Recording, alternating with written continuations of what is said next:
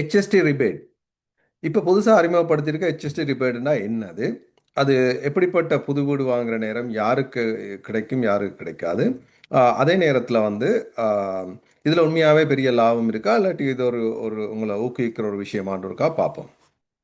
வணக்கம், இது முருகையா காந்திராம். அதாவது ஏப்ரல் 1 2026 இருந்து மார்ச் 31 2026 இடையில நீங்கள் பர்ச்சேஸ் பண்ணுற ப்ரைஸ், அதாவது பிராண்ட் நியூ ஹவுஸ், அது brand new house building house, நீங்களும் பில்ட் பண்ணலாம் இல்லாட்டி பில்டர்லேயும் வாங்கலாம். அப்படியான ஒரு வீட்டுக்கு வந்து 13% 13% HST அறவிடுறது வந்து கவர்மெண்ட். அந்த HSTயில் ஒரு ரிபேட் தரது தான் இப்போ இந்த டிஸ்கஷன், ரைட்? இப்போ நாங்கள் பார்ப்போம் வந்து ஃபர்ஸ்ட் 1 மில்லியன் இடையில் நீங்கள் ஒரு ப்ரைஸ்க்கு வாங்கினீங்கன்னா அதுக்கு 13% வந்து கிடைக்கும், ரைட்?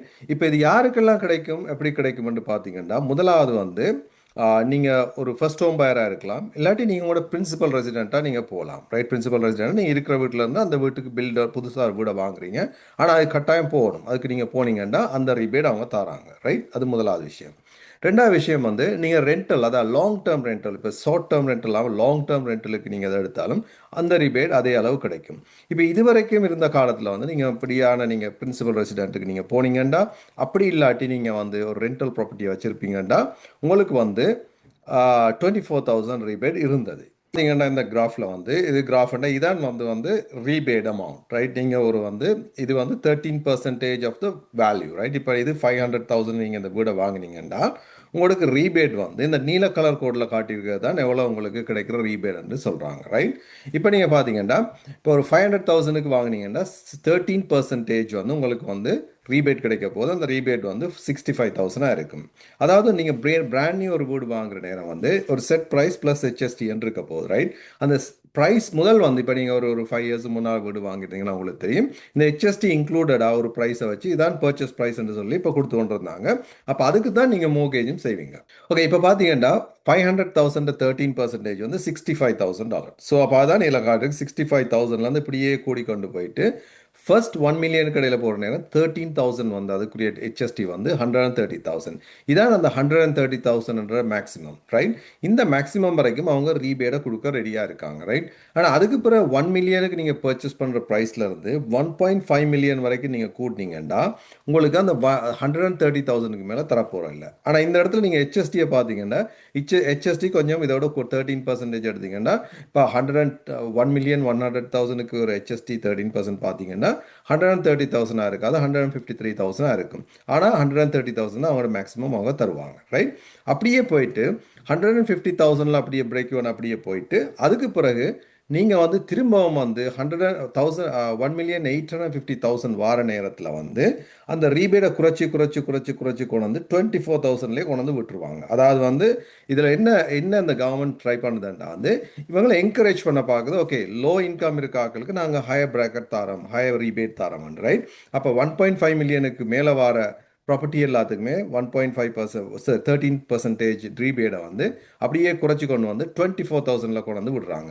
ஆனால் இப்போ நீங்கள் ஒரு வீடை வாங்கியிருந்தீங்கண்டா அதுக்கு முன்னால் ஒரு பில்டர் ஹவுஸ், அதில் உங்களுக்கு 24,000 உங்களுக்கு ரீபேட் அவங்க வந்து அந்த நீங்கள் வந்து பர்ச்சேஸ் பண்ணுற நேரமே நீங்கள் பில்டர்கிட்ட சொல்லியிருந்தீங்கன்னா பில்டர் வந்து உங்களுக்கு அந்த 24,000 கழிச்சிட்டே தான் உங்களுக்கு சார்ஜ் பண்ணியிருப்பாரு. அதனால் உங்களுக்கு அது தெரியாது, ரைட்? அதுக்கு பிறகு நீங்கள் ப்ரைமரி ஹோமாக அதுக்கு போனீங்கன்னா இட்ஸ் ஓகே. அப்படி இல்லாட்டி நீங்கள் ரெண்டல் ப்ராப்பர்ட்டியாக நீங்கள் போனீங்கன்னா நீங்கள் ரெண்டல் பண்ணுறேன்னு சொல்லிட்டு அந்த ப்ரைஸை பே பண்ணிட்டு அதுக்கப்புறம் ரெண்டல் ரீபேட்டை நீங்கள் வந்து திரும்பவும் டாக்ஸ் செய்கிறவர்கிட்ட சொல்லி நீங்கள் வந்து ரீக்ளைம் பண்ணி எடுக்கணும். அதாவது வந்து கட்டிட்டு இல்லாமல் ஆகிற மாதிரி ப்ளஸ் அண்ட் மைனஸ் செய்து விடணும், ரைட்? இதை ஒன்று தான் செய்யலாம். அப்போ இப்போ நீங்கள் இந்த அமௌண்ட் வந்து இந்த ஒரு 1 இயருக்கு தான் வேலிடுன்னு சொல்கிறாங்க, ரைட்? இப்போ இந்த 1 இயருக்கு வேலிடுன்றபடியால் இப்போ என்ன நடக்க போகுதுன்னா ஆக்கள் சில நேரம் கன்ஃபியூஸ் ஆகி எங்களுக்கு உடனே தேவை, அதை மிஸ் பண்ண போகிறோம்ன்ற ஒரு சிந்தனையோட அவங்க வந்து அவசரமாக வாங்க போவாங்க உண்டு. ஓகே, மற்றது வந்து இந்த பில்டர்ஸ் வந்து இப்போ வந்து வீடு கட்டுறதெல்லாம் குறைச்சிட்டாங்க, ஏன்டா வந்து விற்கப்படுது இல்லைன்னு, ரைட்? ஸோ அப்போ அதனால் வந்து அதையும் என்கரேஜ் பண்ணுறதுக்கு தான் கூட்டினாங்க. ஆனால் இதில் என்ன ஒரு பெரிய பிரச்சனை நடந்துட்டுன்னா வந்து நிறைய பில்டர்ஸ் வந்து இப்போ இந்த ரீபேட் 130,000 வருதுன்னா அவங்களோட ப்ரைஸ் இப்போ முதல் வந்து 1 மில்லியனாக இருக்க ப்ரைஸை வந்து அவங்க 1.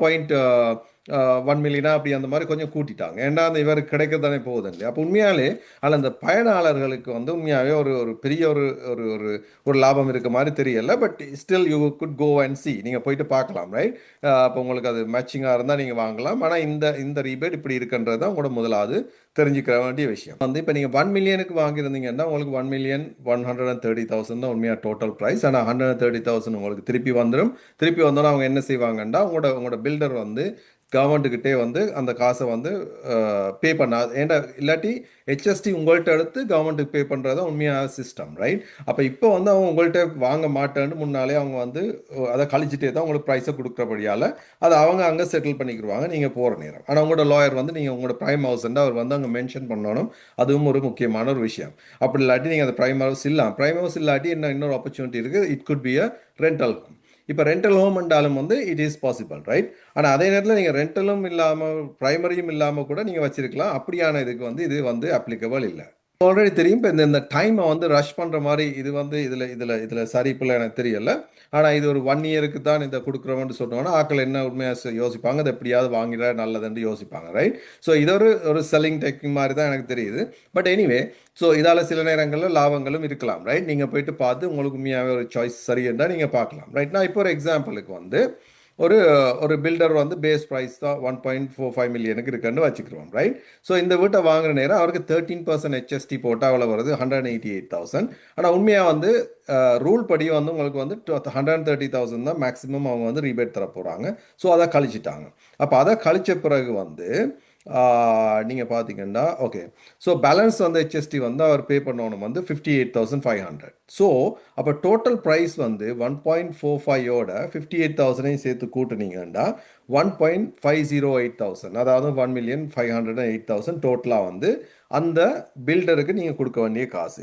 ஆனால் இந்த கொடுக்க வேண்டிய காசில் வந்து பர்ச்சேஸ் ப்ரைஸ்ன்றது வந்து 1.45 மில்லியன். ஏன்னா அந்த அந்த ஹெச்எஸ்டின்றது வந்து நீங்கள் தான் பே பண்ண போகிறீங்க. ஸோ அப்போ அந்த 58,000 உங்களோட கையாலே தான் நீங்கள் கொடுக்கணும், ரைட்.